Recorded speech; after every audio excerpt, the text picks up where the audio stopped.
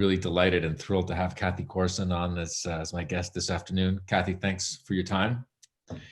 My pleasure. It's great to be with you. I mean, this is usually a time of the year when I'm visiting you and your colleagues, bothering you guys to taste wines from the barrel and getting a look at the current vintage. So this would have been like the time to taste 2019s, but Mother Nature had other plans. So we're tasting virtually, but it's great to be with you. And I hope that these seminars and these tastings can be a little distraction in the sort of the broader world context that we're all dealing with. So very grateful for your time. And we have a ton of people who are watching this both on Zoom and on YouTube. And I'm just going to say something to everybody who's watching, which is usually we get all the questions at the end of these sessions, and then it's like a mad rush to try to answer them. So I'm hoping we can have a really interactive session. But for that to really work well, it'd be great to have some of the questions, sort of earlier on, as opposed to like in the last 10 minutes. Then I get like all stressed out. So please ask questions. It's an incredible opportunity because you have such a rich history. I mean, we were talking before we went live that when you moved to Napa Valley, there were 30 wineries, which is just mind-blowing. So tell us how you ended up in Napa Valley in the first place. It's a great story.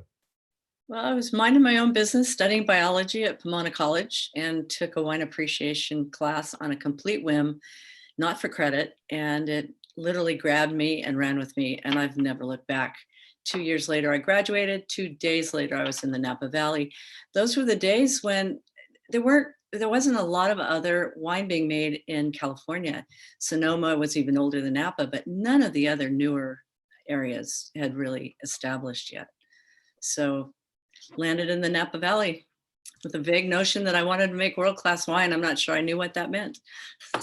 Sometimes that's the best, just sort of follow your instincts, right? So you end up in the Napa Valley and your first job was at a wine shop, if I recall, right? Yeah, it was a wine shop, wine bar called the Wine Garden. It's actually on the property next to Freemark Abbey Winery, and worked there until it closed 6 months later. Then I moved up to be a tasting room host at Sterling back in the day, and did that for the second half of that year. All the while I was going over the hill to UC Davis to clean up some of the prerequisites that I had needed to get in line before I started the program there. And just to take our viewers back to the 70s, in those years, Rick Foreman was making the wines at Sterling. He was. Right? Yeah. He was. Okay. So he's still active, of course. And then after that, what happened? So I went over to Davis for 2 years and got my master's degree as fast as I could. I wrote the shortest thesis ever submitted. All I wanted to do was make wine. Sounds like something I would do. That's a great idea. I didn't really want to be a student anymore. I wanted to make wine. But in those days, women didn't make wine. So I felt like I needed that piece of paper. Well, you're a trailblazer in many ways and an inspiration to so many people. So that's fantastic. And so then after your master's degree, then you went to that was Freemark Abbey then? Right. As I finished my master's degree, I did an internship the harvest of 1978 at Freemark Abbey. And because I had finished my degree, I was there for 8 months, which was great because I was able to see most of a cycle. And I had a good technical foundation from Davis, but it's another whole education to learn the nuts and bolts of a winery. And I knew I wanted to stay in small wineries. So it was something that was essential for me to learn. Yeah, and so for folks who may not know, at the time, there were 30 wineries in Napa Valley. Freemark Abbey was making some incredible wines, including the Bochet Vineyard, which is a very famous vineyard in Rutherford. Right? Its first vintage was 1970, and it was one of the first vineyard designate wines in California, as you reminded me a few minutes ago. So did you have a sense when you were working there that you were sort of part of that kind of history, or was it impossible to have that perspective back then as a young sort of graduate? No, in fact, I didn't really know until just a few minutes ago that I was loading the press on the 8th vintage of a really famous vineyard. Yeah. So no, all I could do at that point was just constantly give it everything I had to not make any mistakes. That was my only goal. Sounds like an admirable goal. I'm not sure that I always can do that, but that's great. So that's Freemark Abbey. And then? From Freemark Abbey, I had the amazing good fortune to go up to Yverdon, Yverdon, now defunct, as the winemaker. Back in those days, there weren't enough little old winemakers to go around. So I and all my colleagues had amazing opportunities coming right out of school. So 8 months after leaving Davis, I was a full control winemaker at a very small place, but on an extremely steep learning curve. And then where did that take you? Well, I did that for 2 years. Okay. And then, in a way, a little bit like an artist's portfolio, I had wines to show. And the position of winemaker at Chapelet came up at that point. And I became the winemaker at Chapelet. I was 26 years old. Wow. Yeah. So obviously that's, sort of one of the. That was just dumb luck. It was timing. Yeah. For all of us, we all had positions way beyond our abilities at the time. Well, judging by the wines, maybe not, but We had potential. I think everything happens for a reason. So I'm sure that all of those jobs went to people who made the most out of them. And of course, Chapelet is one of the great families of Napa Valley, one of the great properties in Napa Valley and Pritchard Hill. So that must have been quite an education to make those wines there, I would imagine. It was a gift. Among others, to be able, it was an estate winery, and to be able to make wine from the same estate for 10 years was a true gift. And then? Well, that was a lot. Toward the end of my tenure there in 1987, there was this wine inside my head that needed to get out. And I started to buy grapes in barrels instead of cars and houses, and made my first vintage of Corison in 1987. I didn't leave Chapelet until after the harvest of 89. So I was juggling the two for a little while. But the first vintage at Corison was 87, right? It was. Yeah. And then you left Chapelet 2 years later and focused just on your own estate. Well, I couldn't afford to do that. So I was always doing a little bit of moonlighting. Okay. I helped Staglin Family Vineyard establish their first few wines. I helped Long Meadow Ranch. I helped York Creek. I made wine for other people, or helped make wine for other people, until 2003. Okay, wow. Which is longer than I should have, frankly. I was also raising 2 daughters. Women have, that's a big full plate, no doubt about it. And I'm curious, so you said you had this wine inside your head. So one of the questions that we have from our readers is got to do with this topic, which is from Stefano, which is what was the inspiration for the wine that you had in your mind that you wanted to make? I had cut my teeth on European wines, and to this day drink a lot of European wines. And so, and I made mountain Cabernet for other people, but this wine inside of my head was powerful and elegant. Cabernet is powerful, doesn't matter where you grow it, doesn't matter how you grow it, doesn't matter how you make it, it's gonna be powerful, but it's much more interesting at the intersection of elegance for me. So I knew I needed to go down to the bench area. This was before AVAs, so it was the Rutherford Bench. Corison Winery is actually right on the border now between St. Helena and Rutherford, but those alluvial fans coming out of the Western Hills between Oakville and St. Helena had always been known for beautiful Cabernet Sauvignon. And this wine in my head was aromatic, it was pretty, and it was powerful, of course, but it had the ability to also be elegant. And those sound like opposites, but they can be in the same glass at the same time. And so that's why I went to the Rutherford Bench area to get the grapes, because the climate is very different down there. Our highs are higher and the lows are lower temperatures during the ripening season. So the wines made from the bench area are built differently than the wines made from the mountains.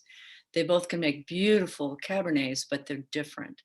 So this wine required benchline fruit.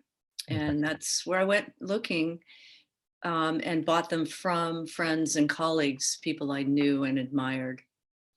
Got it. So I know that you like to drink European wines because I follow you on Delectable, Well, of which you are a very strong user. So thank you for that. And so, yes, I see all the time that what you're drinking. And so that's fun to see on our app.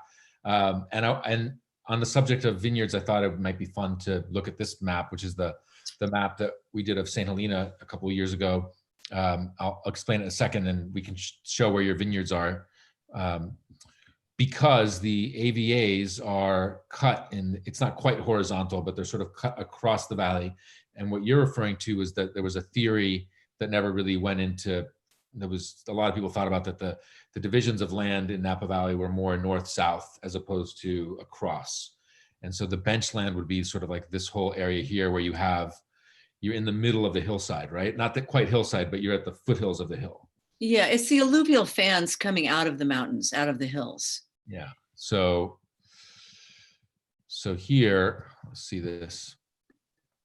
And I think that that's an interesting concept because it's not unlike the concept that you have in Burgundy, which is that the best soils are sort of mid-slope, not high and not low, but somewhere in the middle, because you're at the most complex mosaic of deposits and things that have settled over millions and millions of years. But, so this is southern St. Helena here. So this would be Rutherford, where the mouse is. Mhm. And then here's Kronos over here, and then Sunbasket just north. So this is your whole, the southern part That's of my neighborhood, that little corner of the world. Yeah. So, and that's where your winery is, right here at Kronos, right? Yeah. And all the vineyards, I source. Yeah, For your Napa Valley wine. right. Yeah. Hain is just up a little bit to the west and north. That's the most northerly vineyard I source. Over here. Yeah. Yeah. Right, because we've tasted that separately when we taste your Napa Valley wine. You have usually the three different vineyards, right? Right.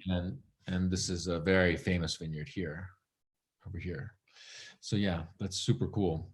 And you can see the other vineyards around here. I mean, that's Edge Hill, which belongs to Rudd, and Marciano.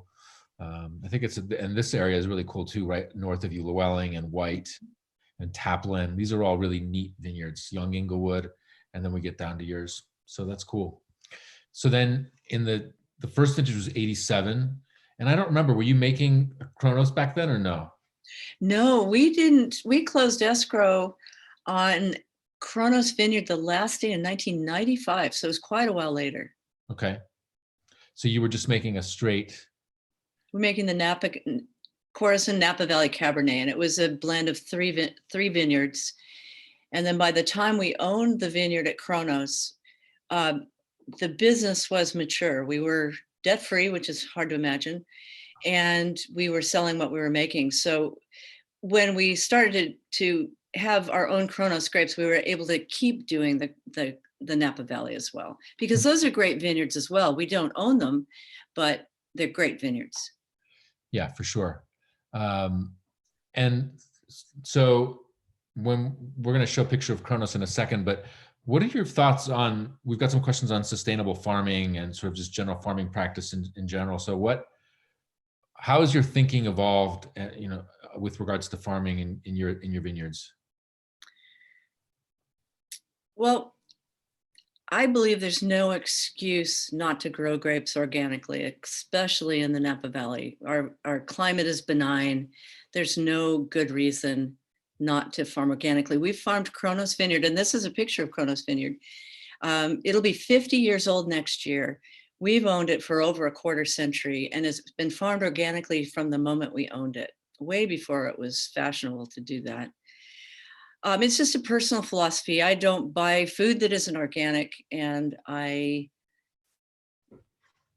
simply don't want to be using chemicals in the vineyard, for the vineyard and for people.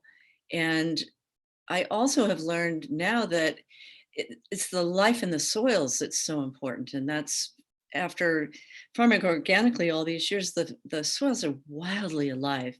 And any day of the year, you can see the difference in the vineyard compared to the conventionally farmed vineyards that surround it.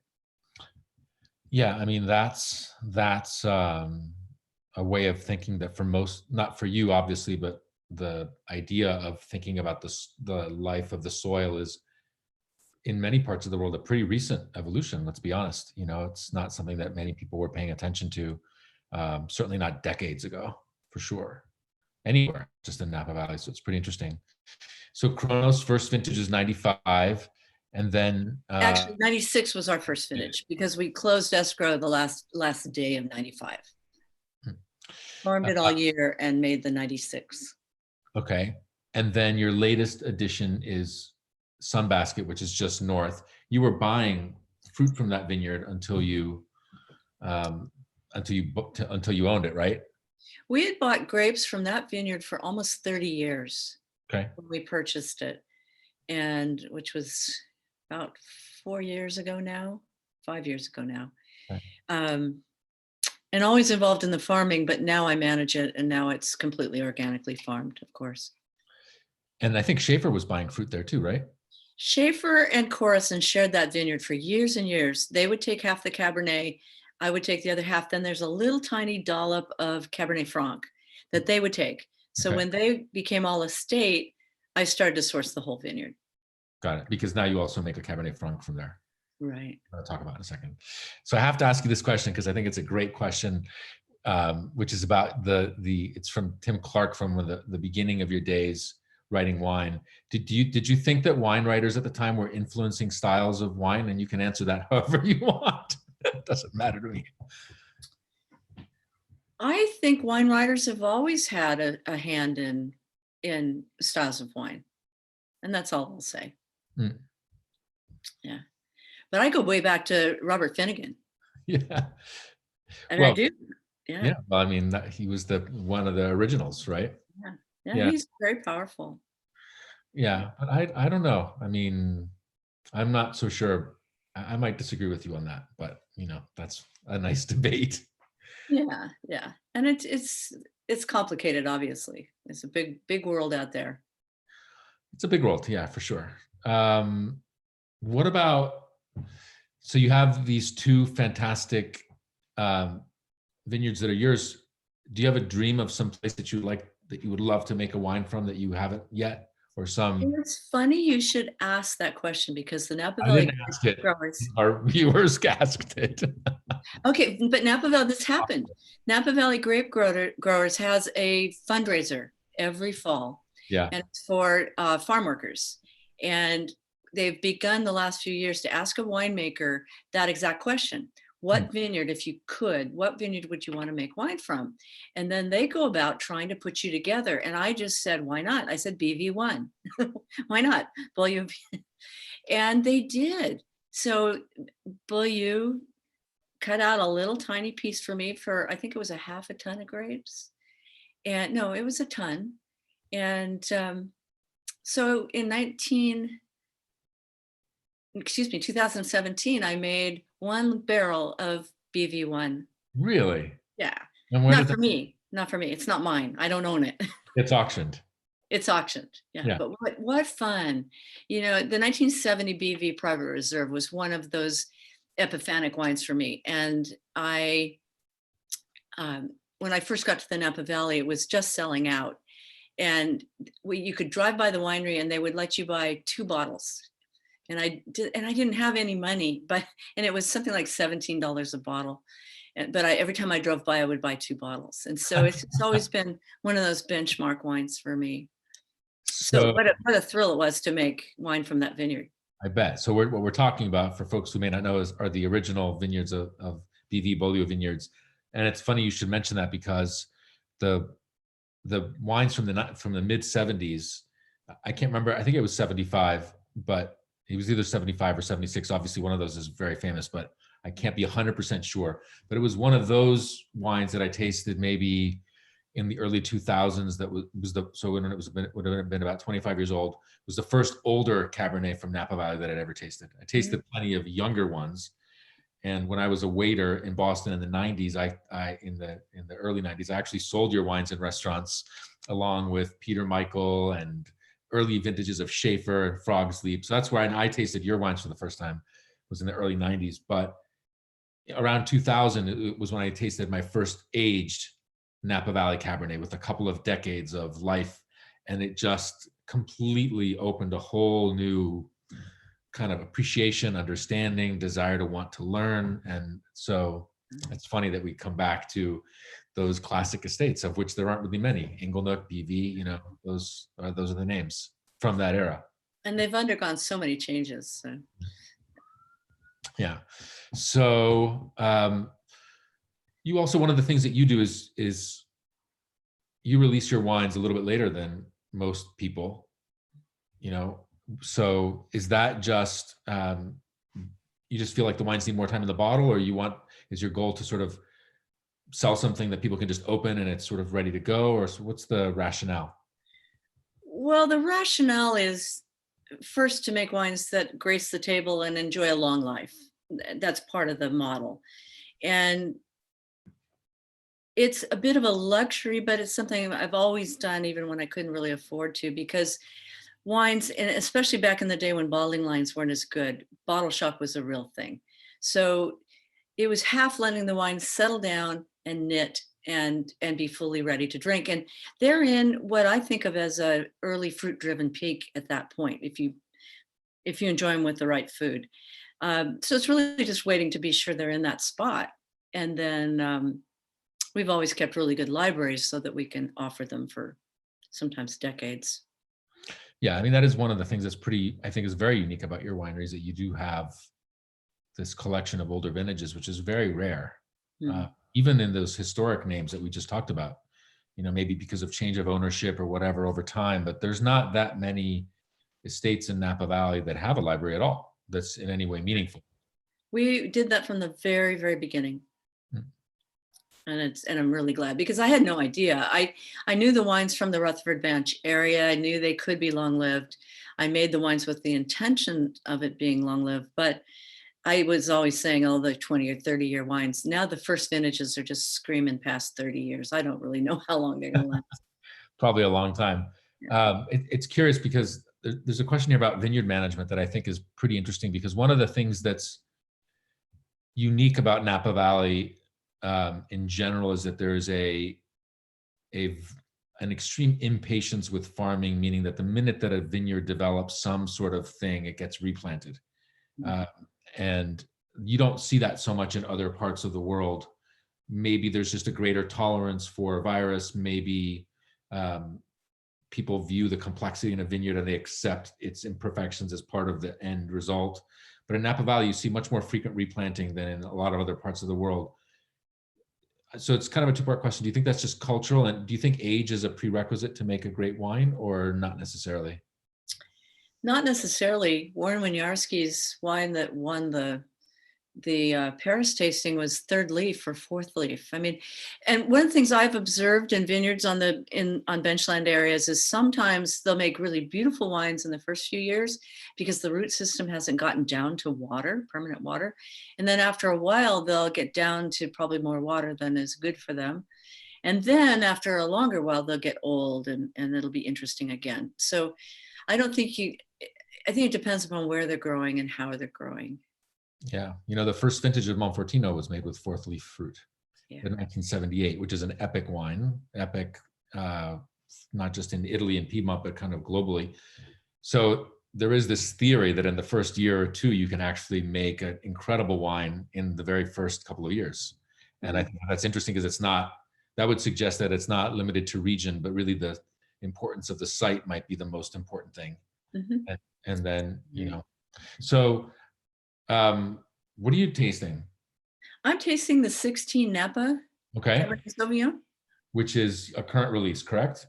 It is. And so when I go to your winery, like around now, oftentimes we'll taste the different components together. When do you put that wine together? The 19 will spend better part of a year in separate lots. And then this summer, right before vintage, I will assemble the blend. So when you come to the winery now, you'd be tasting the components of the 19, but the 18 has been compiled, and you blend in the summer, like as I imagine most producers do in Napa.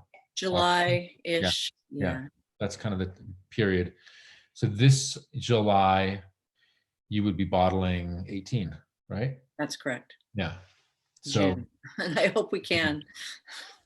well, as we were talking about before, I mean, you are in a business where a lot of what you do is really dictated by the rhythms of other things. Like you got to prune, there's bud break. And I think that in talking to a lot of winemakers over the course of these last few weeks, I think that there's something reassuring about the rhythm of nature as a kind of anchor point when so much of life is really uncertain. I think Napa Valley, when I think about you guys there, I think, okay, 2017, those fires were devastating in a lot of different ways, not just first, of course, the heat of the vintage, but also the fires, and not just its impact on some wines, but also the tourism industry and a lot of other, and homes and things like that. 18 was okay. 19, I was there last year when there were power outages in the middle of harvest. Lines, you'd go to Napa, the city of Napa, and there were lines around gas stations. You'd go to the drugstores and the shelves were empty. I mean, these are things that I had never seen in the United States until this year. And now we have this pandemic, and toilet paper is, I guess, and massive shortage. Things. Yeah. So, I mean, in Napa Valley, though, which is it's not just wine dependent, but it's heavily tourism dependent. I mean, these communities have had some, a number of really rough years. Those floods in 17, remember that bridge in St. Helena and all of the mudslides. I mean, you've been through a lot of different things there. We have. Yeah. But we get to grow grapes, and that keeps us grounded, plugged into the earth. And I'm so grateful for that. I think it's a great perspective. Awesome. So what are your thoughts on 16 vintage? I love the 16s. It was a nearly perfect vintage. And perfect for me is long and cool, as long and cool as possible, and still get it ripe at the end. And 16 was a really almost a cold August, cool August. Sometimes it was in the 70s, it was in the 80s most of the time, instead of the 90s. And then after the 1st of September, there were a couple of gentle Indian summer heat spells that brought the grapes completely to ripeness. And it's just, those are always my favorite vintages because they've had lots of time to develop complexity. It was a really cold ripening season at night, and it actually got into the 40s a bunch that season. And so we maintained natural acidity. We made darker colors the colder the nights, and the longer and cooler the ripening season, the more complexity we get. It was just, if I could order up a perfect vintage, that was the 16. I was sort of going to ask you what's your perfect vintage, but I think it's interesting you talk about the diurnal shifts. That's the difference between, as the hot days and the cool nights. It's very essential for the production of high quality wines in a lot of areas. And Cabernet is even more important because it takes a lot of heat to get Cabernet ripe. There aren't too many places in the world that can reliably ripen Cabernet, at least historically, and also have cool enough nights to keep good acidity. And there are very few places in the world with the diurnal shift we get here in the Napa Valley. And I think that's why it's a Cabernet place. Yeah, I'm always shocked by the temperature in the morning. It's cold. Cold. It's not just cool, it's cold. Cold in the morning and then late at night, sort of, I think optimistically, I probably don't ever have a heavy enough jacket or something, but you just, at night, once the temperatures go down, it's really cold, and it's obviously stays really cold until the morning. And that is really important. This one has really great density, a lot of power, a lot of richness. Yeah. Yes, that perfect season where it just had all that time to develop. It has a really nice middle and really pretty aromatics, and the gravelly soils give it the minerality that I love, and is fairly rare in California. What are your thoughts on Kronos 16? Again, it's just a terrific vintage. I love it. It's a little quiet right now, but has an incredible future. Mm. And so one of the questions we have is, what are how would you describe the differences between Kronos and Sunbasket? Is it more about soil? Is it the ripening curve? It's many things, even though it's just a difficult stone throw away. You need a good arm, but the soils are different. Kronos, I've always said I could mine it for gravel, but we dug pits to do soil analysis over at Sunbasket when we're replanting the 4 acres. And there are parts of that vineyard that are 70% gravel. And I think that translates into that bright redness of the fruit. And the vineyards were replanted in the 90s due to phylloxera. So they're mature now, but they're a quarter century old, but they're not old like Cronos. Cronos will be 50 years old next year. So the age of the vine is huge, I think. And everything is more modern in Sunbasket. Spacing's closer, trellising's more modern. They're quite different. I think of the Sunbasket as being the bright red component. It's still a component of the Napa. And then Cronos, the word that comes to mind to me is always brooding. It's darker and brooding. The fruit in Cronos leans more in the purple and black direction. The fruit in Sunbasket leans more in the bright red and blue direction. So they're very different. And I think it's important if you're going to make there's got to be a reason to vineyard designate a vineyard. And it's that it has something special to talk about. Yeah, for sure. And when I taste the Sunbasket, it tastes a little more open, a little bit more accessible than Cronos. So one of the questions we have is what you think the aging curve is for your wines, and when is the best sort of time to drink the wines? Well, over time, I've come to think of age-worthy red wines as having a series of peaks and valleys, instead of this notion that a wine has a special moment when it peaks. Interesting age-worthy red wines are like interesting people for me. They're interesting when they're 2 years old and driving you nuts, and at the other end, when they're in their dotage, they're interesting the whole way through, and they have ups and downs, just like interesting people. And so I've started to identify these peaks and valleys. They don't happen at exactly the same time every year, but they've been in the barrel for a year, they're in the bottle for a year before we release it. And at that point, they're in their early fruit-driven peak, and they're there for a few years. There's no reason not to drink them. The tannins feel like velvet. There's nothing to wait for.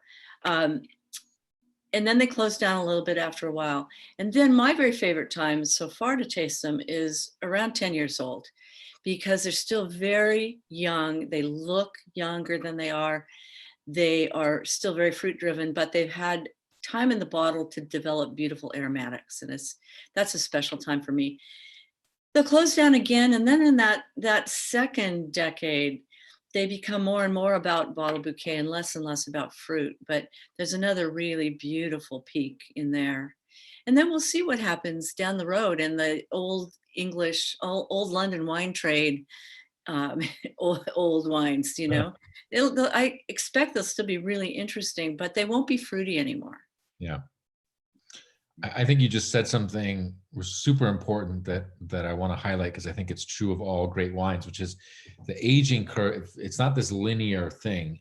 And there are especially for important wines, red wines in particular, there's moments of aperture and there's moments of more reticence. And the good news is the only way to learn that is to taste a lot.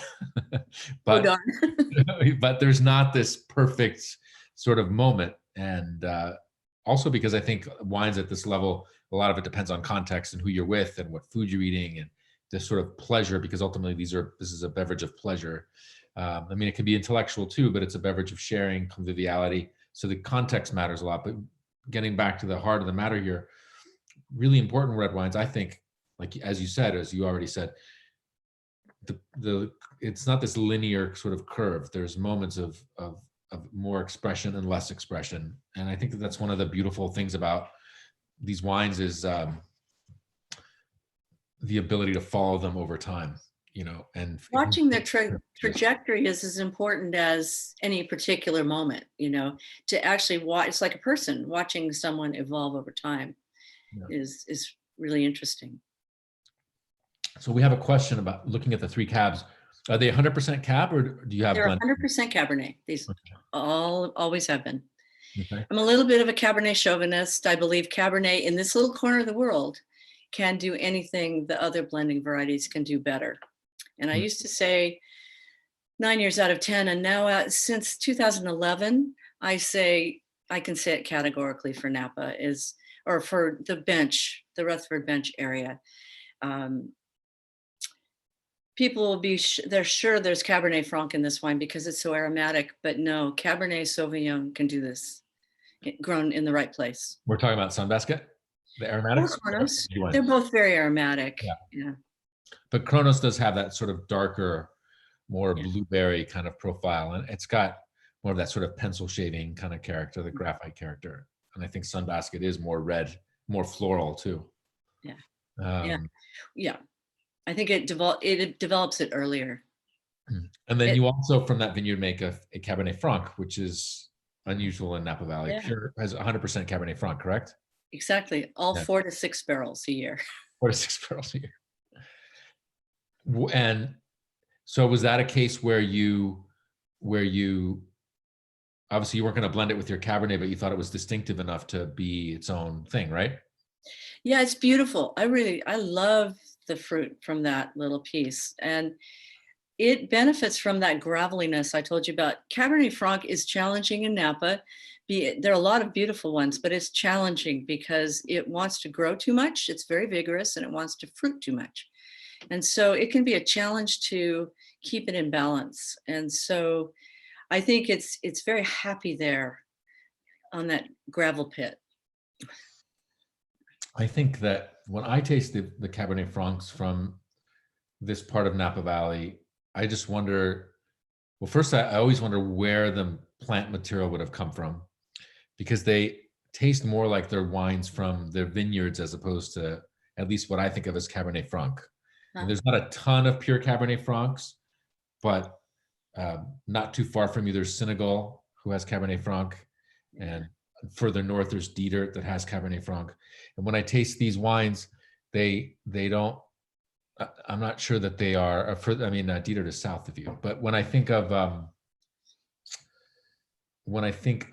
those wines, I don't often think of Franc, I think of the place. Mm-hmm. I think they reflect the place really well. When you think about the difference between the Francs made in the Loire and the Francs made in Bordeaux, they're very, very different. Yeah, super. Yeah. So we have this is a really interesting question from Juan Carlos, which is, what are some vintages that have really surprised you over the years? Now that you've got your track record plus the wines that you made, any vintage stands out as having sort of down the line given you some sort of result that you weren't expecting? Well, I think the '01 surprised me more than any other. I knew it was a good vintage, but it really wasn't until the wines had been released. And I'm talking about not just my wines, but the wines of the vintage.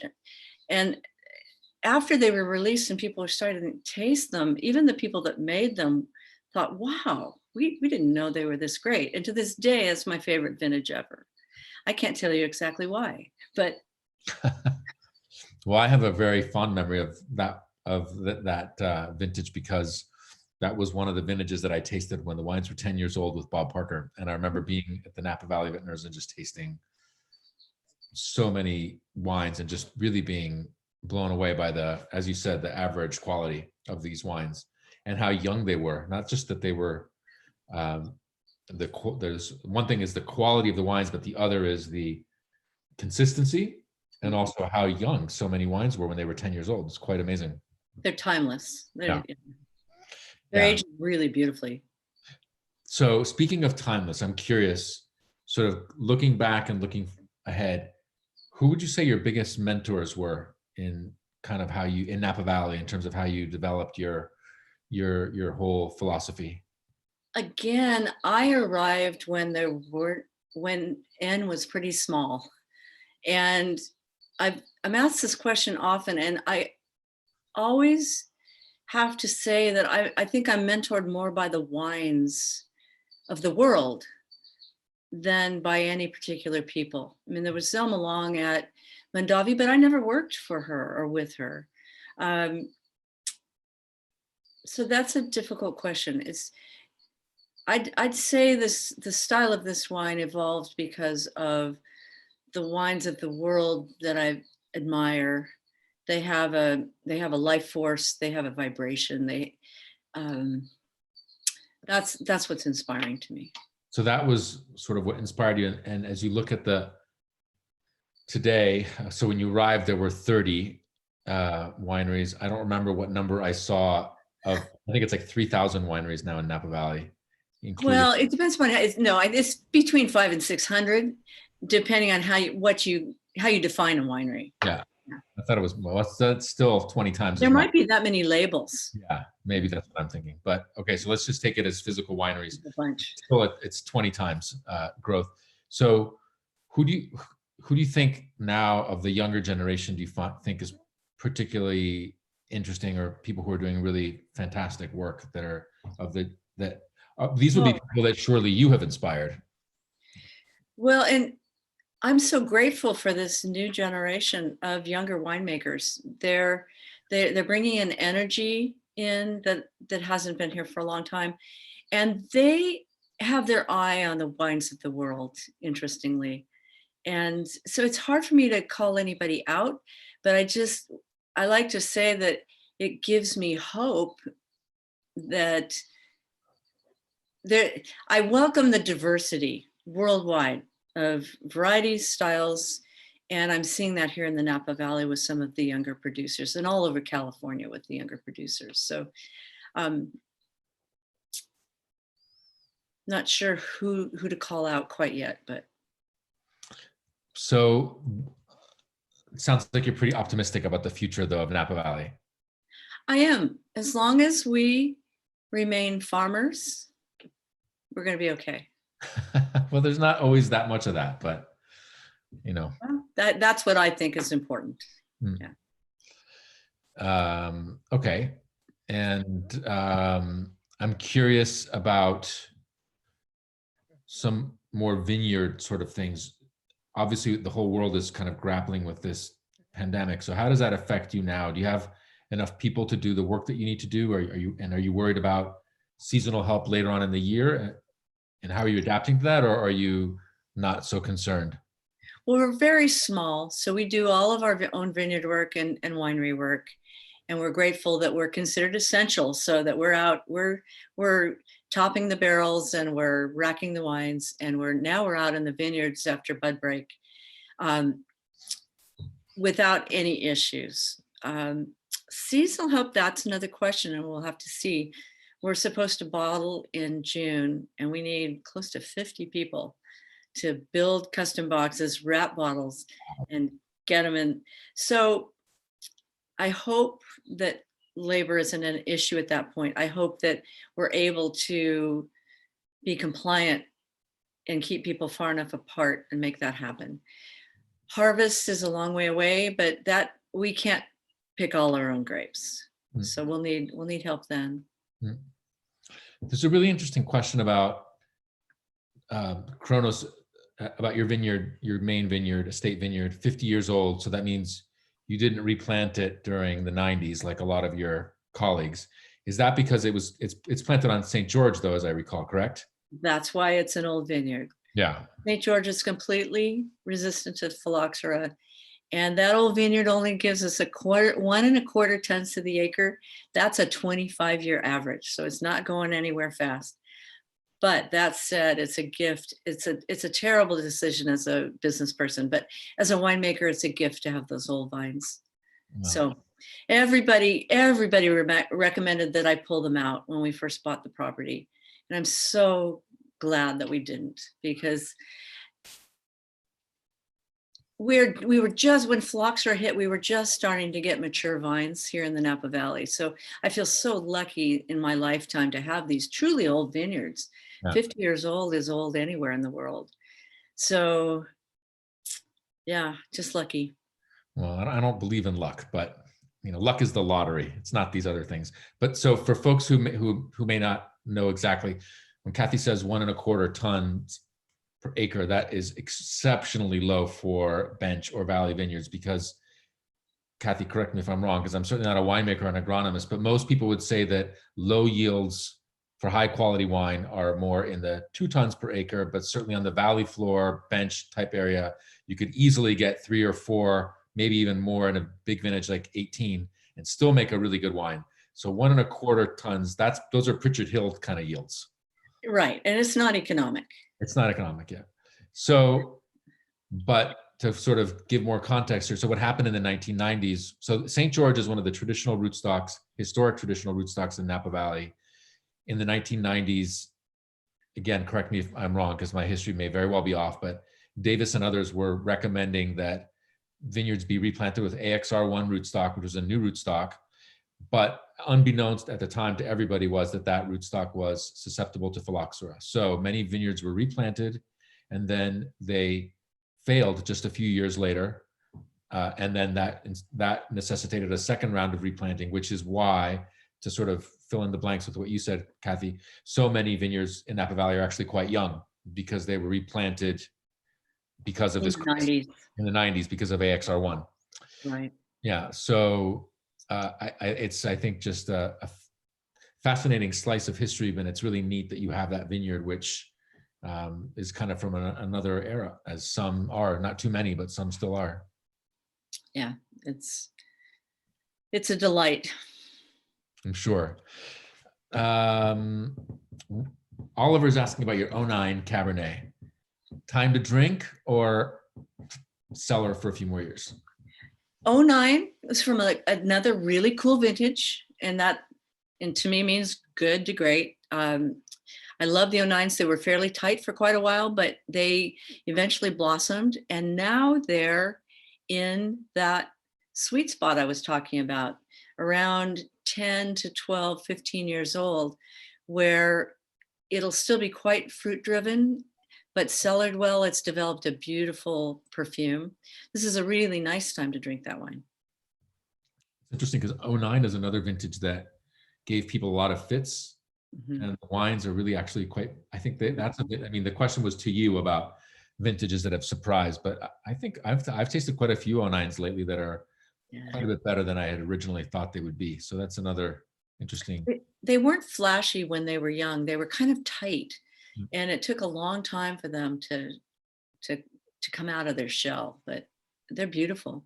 Mm-hmm. We have some really cool questions. I'm curious, well, I'm not curious, but Dave asks about the impact of climate change and what does it lead you to do that maybe you weren't doing, let's say 10 years ago or 15 years ago?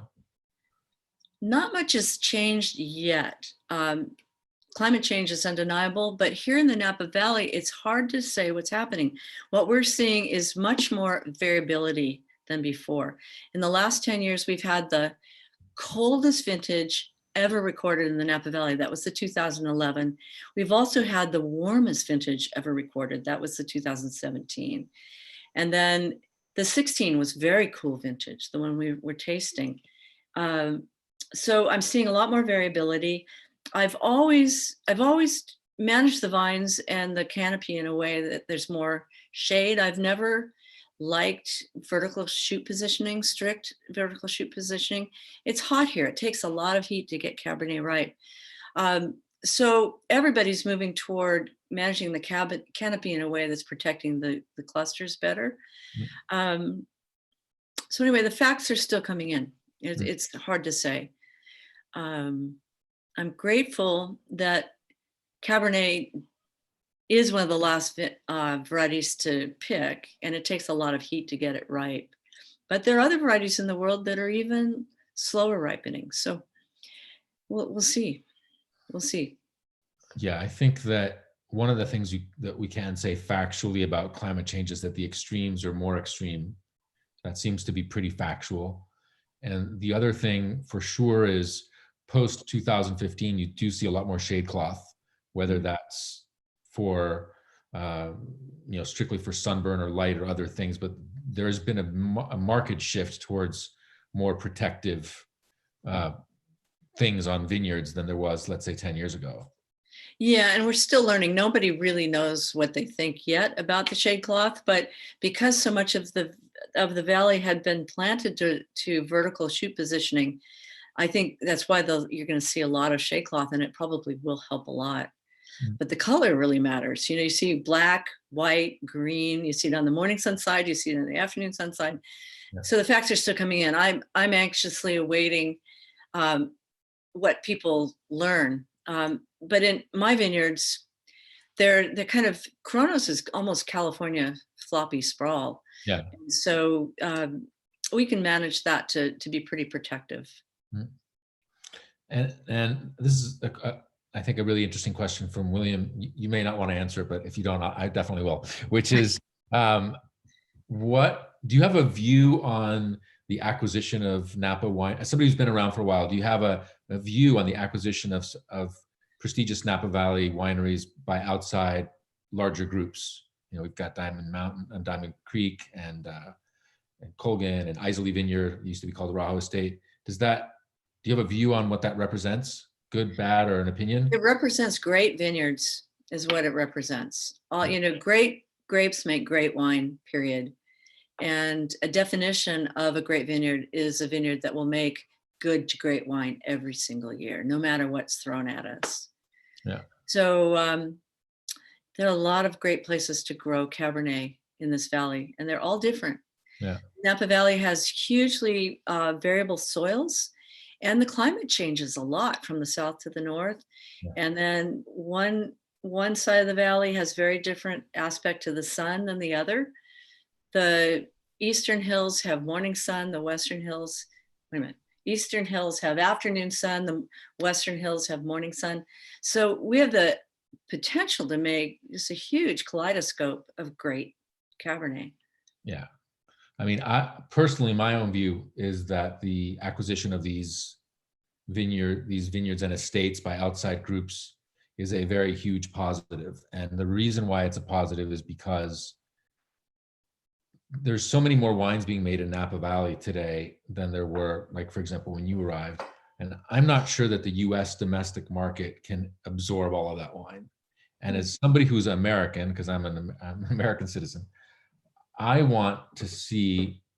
love seeing Napa Valley wines served next to the acknowledged benchmarks in other regions of the world. French wines, Italian wines, Spanish wines, whatever it is. And so I think as we look forward, it's really important for these iconic wines to be valued that way. And so when Mr. Pinot buys Arajo Estate and he changes it to Isley Vineyard, which I'm a big fan of because he's saying what he bought was that vineyard. The place. And there's Colgan, and there's now Roederer Estate, Napa. What they're saying is these places are at the same level as the other things in our portfolio. And for Artemis, it's Latour, and for Roederer, it's Pichon Comtesse, and for LVMH, it's a lot of different things. And I think that is fantastic for the future of Napa Valley, because Napa Valley is not just about the wine, but eventually at some point, these restaurants are going to get back up and running. There's more hotels there now that are than before, some of it which are in construction, and you need to have a vibrant economy for all that stuff to work. So I'll tell you, Cathy, and for the person who asked this, I remember going to Piedmont when nobody went there. Now you see French people buying wines there. And it's really changed. I mean, you can argue whether it's good or positive, good or bad, but it has changed the market. And I think there'll be a day when people and it's starting a little bit, your wine is one of them, that people in London or Paris covet a Napa Valley Cabernet. And I think that's a beautiful thing. It's thrilling. So all in a lifetime, it's astonishing. So I think it's good. Anyway, back to you. A bunch of people have asked about food pairings and what you like to enjoy your wines with. Young Cabernet, Corison specifically, lamb anyway, but hot and spicy is my favorite. I know a lot of people don't love lamb, but young Cabernet is fairly assertive, and it's good to serve it with food that is equally as assertive. As the wines get older and more delicate and more nuanced, I would serve them with less and less assertive food. But young Cabernet is lamb. If you like lamb, you can't go wrong. Okay. Your favorite preparation? Oh, well, roast lamb. I mean, on the grill. Yeah. Okay. Lots of garlic. All right. Lots of garlic. Okay. I think this is a great question from Ellen, which is, I'll read it to you because I think it's fantastic. If you could share your bottle of wine, of one of your wines with anybody in the world, who would it be? Doesn't have to be the wine. It could be, huh? Who? Barack Obama. He loves wine. Yeah. What? He loves wine. He does? Yeah. I'm told. Yeah. Okay. You're told. Okay. Wow. Okay. So that's cool. So somebody just opened a bottle of your 99 and it's fantastic. One Oh. says so. Question from Rob about 2005s and 2012, your 2005s and your 2012s. Okay. 05 was one of my two favorite vintages of the aughts. It was another long, cool season with some heat at the end. So it tends to be really bright and fruity when it was young, but has just beautiful, firm structure. One of my favorites. And the 12 was a relatively fruit-driven vintage that I like. Long season. Long season. Yeah. Yeah. To drink now, to hold still. It's not. Well, again, the 12 is, before too long, we'll be entering that sweet spot that I love. So I might wait a little bit for that.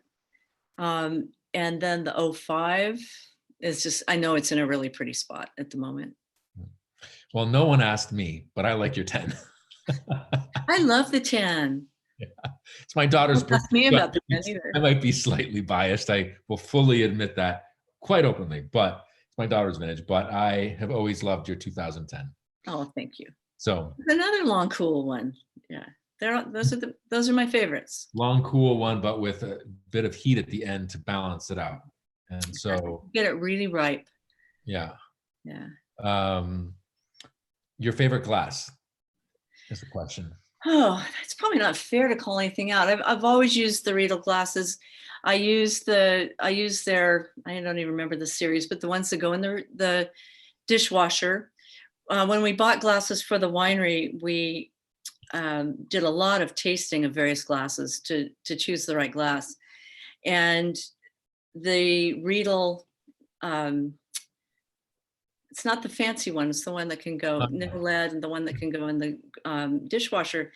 They perform really well. And even the little one that they call the red wine glass, or at least used to, is beautiful. I use it for production. And then I've got to say, I love Jancis's new glass. Yeah, it's beautiful. Right. That's the Jancis Robinson glass. Yeah. It's very cool. That does work really well. So we're almost out of time, but I got to ask you one more question. If you couldn't drink wine, what would you drink? Oh, shoot me. No, don't say that. Beer, cider? Good beer. Yeah. That's not a very convincing answer. So no, I'm not convinced myself.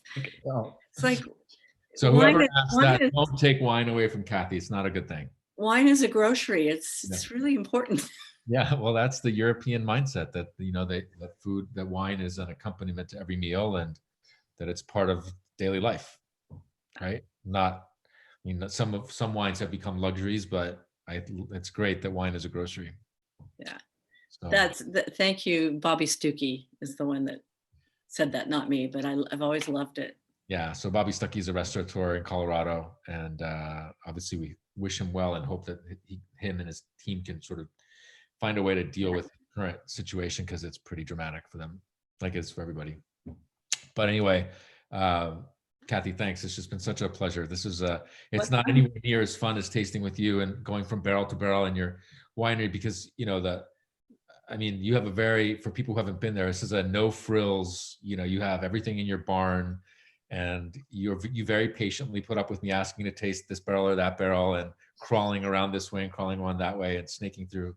So I'm not going to bother you this year to do that, but this was a nice alternative. It's the only thing we can do. So thanks very much for your time. Everybody who watched, thanks for your time, and thanks for all the great questions. And I'm going to toast you with a glass of your Kronos. Thanks, Cathy. Thanks for your time. Thanks for watching, guys. See you next time. Bye.